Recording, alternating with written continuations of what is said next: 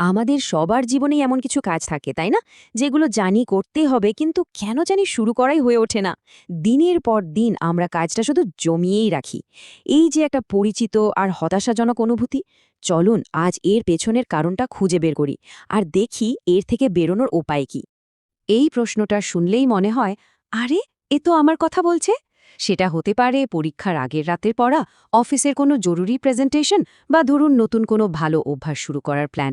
আমরা অনেকেই কিন্তু কাজগুলো শেষ মুহূর্তের জন্য ফেলে রাখি। আর বিশ্বাস করুন, এটা কোনো ব্যক্তিগত দুর্বলতা নয়, এটা আসলে খুবই সাধারণ একটা প্রবণতা। পরিসংখ্যানটা দেখলে তো রীতিমতো অবাক হতে হয়। গবেষণা বলছে প্রায় 80 থেকে 95% বিশ্ববিদ্যালয়ের শিক্ষার্থী এই কাজ জমিয়ে রাখার বা প্রোক্যাস্টিলেশনের শিকার। ভাবা যায়? তার মানে এই সমস্যাটা শুধু আমাদের একার নয়, এটা একটা বিরাট সংখ্যক মানুষের অভ্যাস। তাই এর জন্য নিজেকে অকারণে দোষ দেওয়ার কিন্তু কিছু নেই।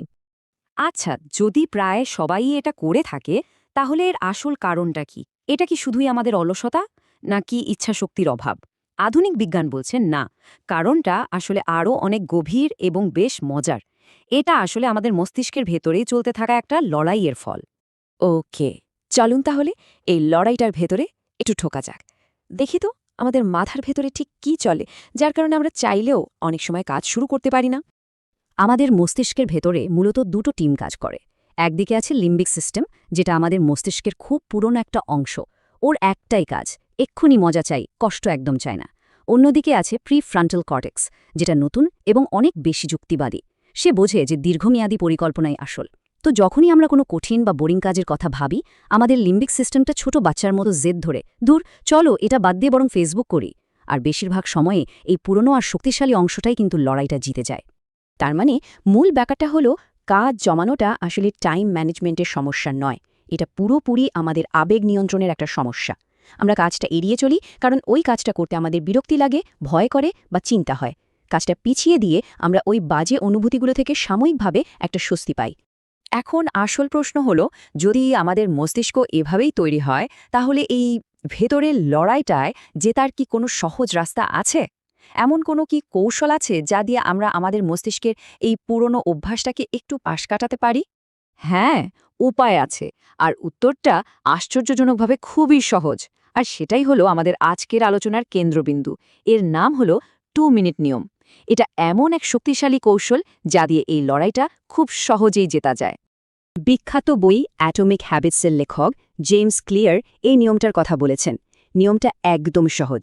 যখনই কোনো নতুন অভ্যাস শুরু করার কথা ভাবা হবে, সেটাকে এমনভাবে ছোট করে ফেলতে হবে যেন কাজটা করতে 2 মিনিটেরও কম সময় লাগে। ব্যাপারটা খুবই সোজা। যেমন ধরুন, লক্ষ্যটা যদি হয় প্রতিদিন বই পড়ব, তাহলে 2 মিনিট নিয়ম অনুযায়ী নতুন লক্ষ্যটা হবে বইয়ের মাত্র একটা পৃষ্ঠা পড়ব। প্রতিদিন ব্যায়াম করব না ভেবে লক্ষ্যটা হবে শুধু দৌড়ানোর জুতোটা পায়ে দেব। মূল আইডিয়াটা হলো কাজটাকে এতটাই সহজ করে ফেলা যেন সেটা শুরু করার আগে দ্বিতীয়বার ভাবতেই না হয়। এই নিয়মের পেছনের মনস্তত্ত্বটা হলো, যে কোনো কাজের সবচেয়ে কঠিন অংশটাই কিন্তু ওটা শুরু করা। একবার কাজটা শুরু হয়ে গেলে আমাদের জড়তা কেটে যায় আর একটা গতি চলে আসে। ঠিক যেমন একটা গাড়িকে প্রথমবার ধাক্কা দিয়ে চালু করাটাই কঠিন, একবার চলতে শুরু করলে সেটাকে এগিয়ে নিয়ে যাওয়া অনেক সহজ। এই 2 মিনিট নিয়মটা আমাদের সেই প্রথম ধাক্কাটা দিতেই সাহায্য করে। কিন্তু প্রশ্ন হলো, এত সহজ একটা নিয়ম কিভাবে এত কার্যকর হতে পারে? এর পেছনে কিন্তু কয়েকটা গভীর মনস্তাত্ত্বিক কারণ আছে। চলুন সেগুলোই এবার একটু জেনে নেই। দেখুন, প্রথমত এই নিয়মটা আমাদের শুধু শুরু করার অভ্যাসটা তৈরি করতে সাহায্য করে। দ্বিতীয়ত, এটা বড় আর কঠিন কাজগুলোকে একদম ছোট আর সহজ বানিয়ে ফেলে, যা আমাদের ওই জেদি লিম্বিক সিস্টেমটাকে শান্ত রাখে। তৃতীয়ত, এটা জড়তা কাটিয়ে একটা গতি তৈরি করে।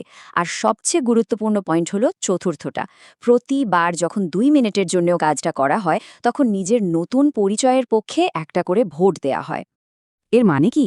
মানে হলো, লক্ষ্যটা শুধু এক পৃষ্ঠা বই পড়া নয়। লক্ষ্যটা হলো এমন একজন মানুষ হয়ে ওঠা যিনি নিয়মিত বই পড়েন। লক্ষ্যটা শুধু 2 মিনিট ব্যায়াম করা নয়। লক্ষ্যটা হলো এমন একজন ব্যক্তি হওয়া যিনি কখনো ব্যায়াম বাদ দেন না। প্রতিটি ছোট পদক্ষেপ আমাদের এই নতুন পরিচয়টাকে আরও অনেক বেশি শক্তিশালী করে তোলে। তাহলে আজকের জন্য সবচেয়ে গুরুত্বপূর্ণ প্রশ্ন এটাই, এমন কোন কাজটা আছে যা আমরা সবাই আজই ঠিক এই মুহূর্তেই শুরু করতে পারি? কোন সেই বড় লক্ষ্য যাকে ভেঙে মাত্র 2 মিনিটের একটা ছোট্ট পদক্ষেপে পরিণত করা যায়? উত্তরটা কিন্তু আমাদের সবার নিজের ভেতরেই আছে।